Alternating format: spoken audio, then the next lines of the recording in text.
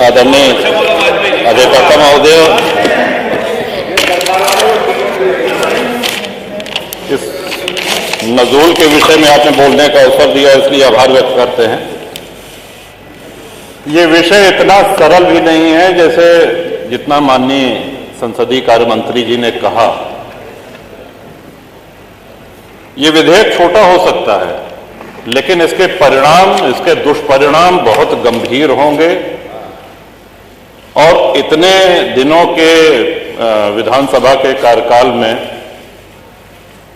जब भी विधेयक आते हैं तो सत्ता पक्ष एकमत होता है और विपक्ष उसके विरोध में होता है।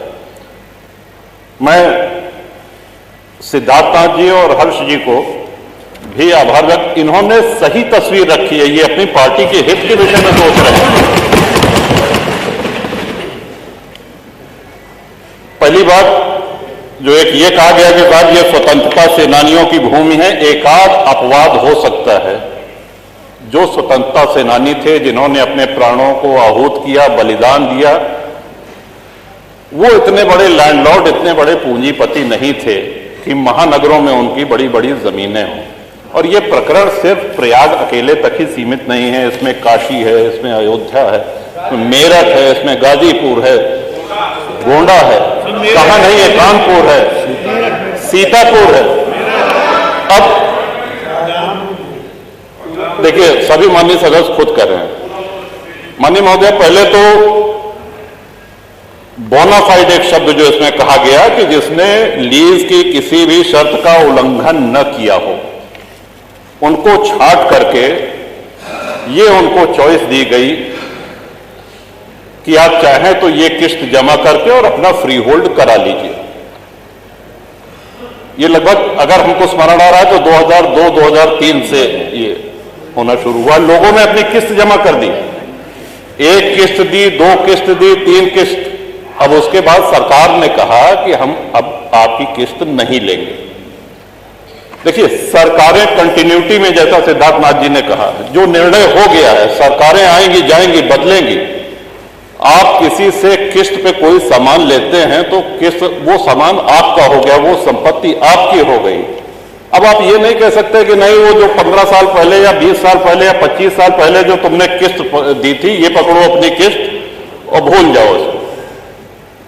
और हम बहुत से ऐसे माननीय विधायक हैं जो शहरी क्षेत्र से हैं, लेकिन शहरी क्षेत्र से होते हुए भी ग्रामीण परिवेश का उनको पूरा ध्यान है। अधिकांश विधायक ग्रामीण परिवेश से आते हैं।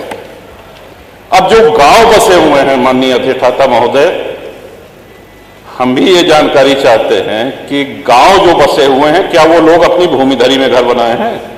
इस सिद्धांत के तहत तो उनको भी बेदखल कर देना चाहिए। फिर जो आबादी में है, जो ग्राम समाज में है, गांव के गांव बसे हैं, गांव में अपनी भूमिधरी में किसने घर बनाया है? सब कच्चे में सब कच्चे में। तो कौन सा विकास कर रहे हैं? लोग सड़कों पे आ जाएंगे। और जब उस समय अंग्रेजों के बंगले, अगर प्रयाग की ही बात की जाए, तो सिविल लाइन में भारतीयों को घर लेना निषिद्ध था, मना था। वहां सिर्फ अंग्रेज रह सकते थे।